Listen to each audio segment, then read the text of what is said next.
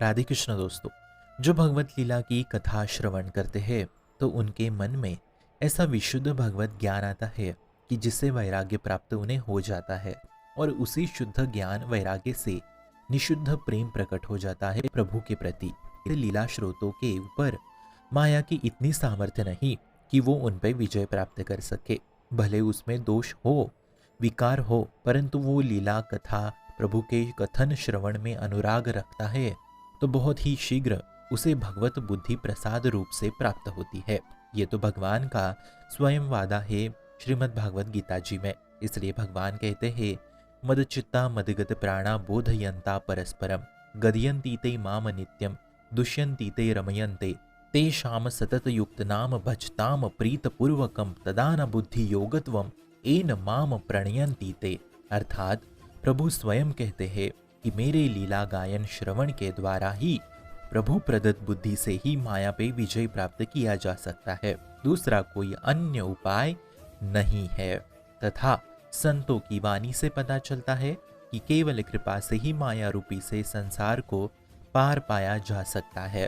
परंतु ये जो भगवत कृपा है ये दैन्य के हृदय में आ जाता है मित्रों, और दैन्य जो अपने में पूर्णता असमर्थता का अनुभव करता है उसी में उदयता होती है, और अपने में पूर्ण असमर्थता का बोध उसे ही होता है जो शरणागत होता है। एक गुरु शरणागत और दूसरा भगवत शरणागत। परंतु जो अहंकार आत्मा है कि मैं ही सब करता हूँ ऐसा मानता है वो सर्वथा अज्ञानी है। परंतु जो अपने सांप्रदायों के गुरु शरणागत और अपने सांप्रदायों के इष्ट भगवत शरणागत है, इस मार्ग पे चलता है, तो वो ऐसा नहीं कि शरणागत हुआ और तुरंत रातों रात निर्विकार हो गया। ऐसा नहीं।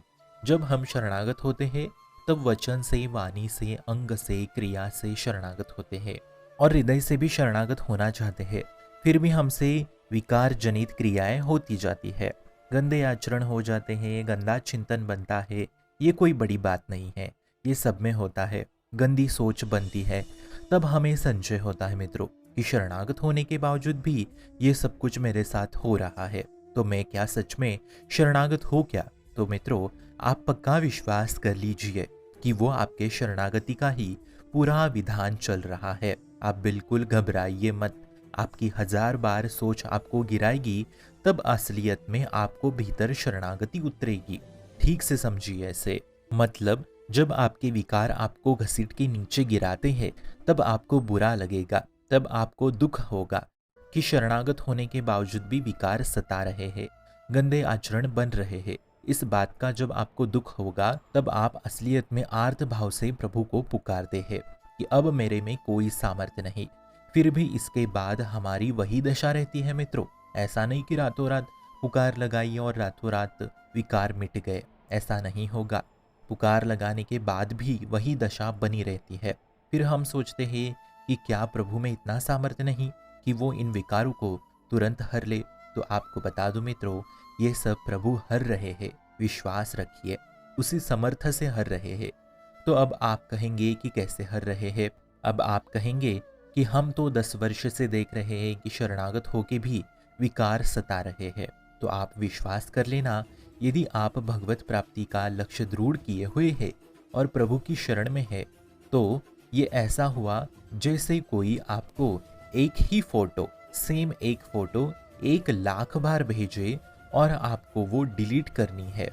तो सोचिए कि आपका फोन हैंग हो जाएगा, और फोन हैंग हो रहा है फिर भी आप उसे धीरे धीरे धीरे डिलीट करते जाते हैं। एक फोटो 1,00,000 बार, 1,00,000 बार। ठीक ऐसे ही हमारे अशुभ कर्मों का लेखा जोखा पीछे पड़ा हुआ है, जिसे खोल भी ले तो समुद्र जितने करोड़ों लाख अशुभ कर्म है, जिसे प्रभु धीरे धीरे धीरे करके मिटा रहे हैं। पर मिटा रहे हैं जो आपको दिखाई नहीं दे रहा है, जिसके लिए समय तो बहुत लगेगा मित्रों। इसलिए अब भगवत मार्ग पे धैर्य पूर्वक चलना है हमें। अनंत जन्मों से वही विकारों में हम फंसे हुए हैं, तो अब शरणागत होके भजन साधना में चलते हैं। तो 2 काम होते हैं, पहला अहंकार का दमन होता है और दूसरा अशुभ कर्मों का मिटते जाना। अब ये समझाने से शायद आप ना समझे, परंतु कोई अपने विकारों से सैकड़ों बार गिरता है, हजारों बार कस्में खाता है, फिर भी हम हार जाते हैं माया में। पर जो कि आप शरणागत हो, तो तब वो अंतःकरण से शरण में आ जाता है। फिर तब तत्काल प्रभु का साक्षात्कार हो जाता है उसे, और तब एक क्षण में माया मोह का जाल बिखर जाता है। इसलिए प्रभु के यश लीला चरित्र श्रवण करते हुए विश्वास से धैर्यपूर्वक इस मार्ग में चलते रहो, तो बहुत कुछ अशुभ कर्म मिट जाएंगे। और अब अशुभ कर्मों का लेखा जोखा थोड़ा रह गया है। विश्वास करना बहुत कुछ मिट गया है। अब धैर्य पूर्वक चलो, तो सारे विकार मोह माया मिट जानिए। शुभम भवतु कल्याणमोस्तु।